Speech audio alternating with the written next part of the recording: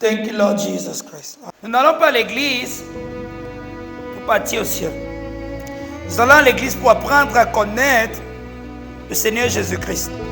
Et en le connaissant, nous grandissons en lui. Et il est progressivement formé en nous.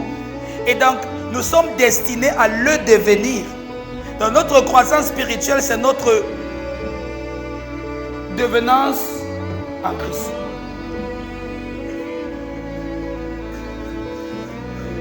Notre croissance spirituelle, c'est le Christ que nous devenons. C'est l'expression de Christ qui prend forme en nous et qui est dans notre forme originelle. Paul nous donne un indice. Paul dit quelque chose concernant cette foi dans laquelle nous participons.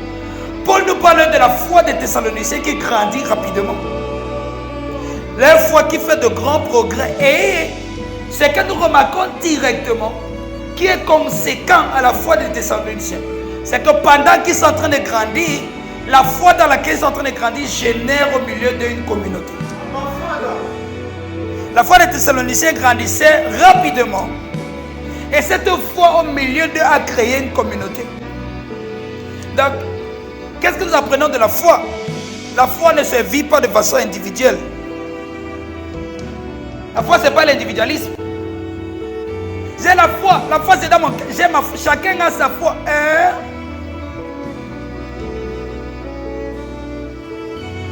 La foi n'est pas vécue de façon individuelle, comme beaucoup le pensent. La foi est partagée. Elle est partagée en passant. Lorsque Paul fait référence à la foi, il ne fait pas référence à ce que nous avons de façon personnelle.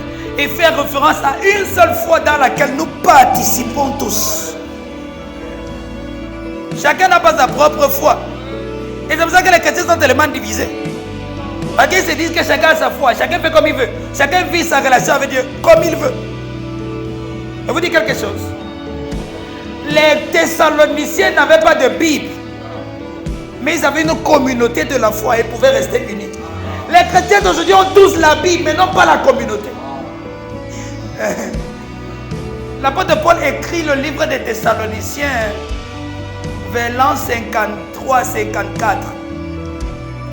La Bible est compilée et officialisée en l'an 397 à Carthage.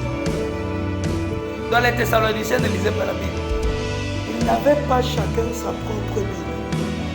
Mais la foi dans laquelle ils grandissaient a généré au milieu d'eux une communauté. Ils ont appris à vivre cette foi ensemble. Ils ont appris à former une communauté. Ils ont compris que par la foi qu'ils sont en train de partager, ils sont une et même famille. Ils sont un.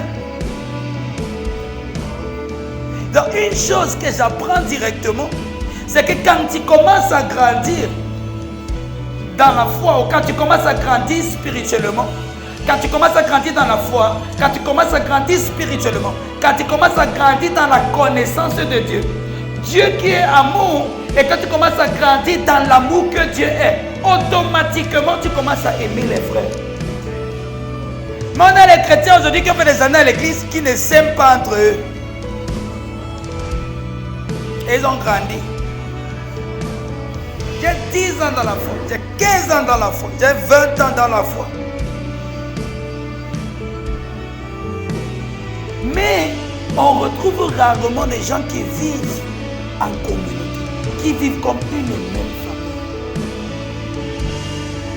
qui vivent comme un seul corps. En fait, il y a des gens qui méprisent tellement la communauté chrétienne que pour eux, ils n'ont aucune implication, ils n'ont aucun engagement dans cette communauté. Il n'y a rien qui les concerne, il n'y a rien qui les touche directement. Donc, qu'ils soient là, qu'ils ne soient pas là, ça ne les gêne pas. Si quelqu'un est là, si quelqu'un n'est pas là, ça ne les gratte pas. Le juge ont le temps, il vient, le juge n'a pas le temps, il s'en fout. Ils ne connaissent pas la vie en communauté. Si tu ne connais pas la communauté, tu ne connais pas la foi chrétienne. Parce qu'il y a une conséquence immédiate. C'est que notre amour pour les frères grandit automatiquement quand on est ensemble. Combien tu aimes ton frère? Combien tu aimes ta soeur? On ne peut pas prétendre aimer Dieu et détester les frères. Et on ne peut pas prétendre honorer Christ et mépriser son église. Personne ne peut avoir Dieu pour père sans avoir l'église pour mère. Et comme on a appris à la catéchèse, combien tu traites l'église, comment tu traites l'église, révèle simplement la valeur que Dieu a à tes yeux.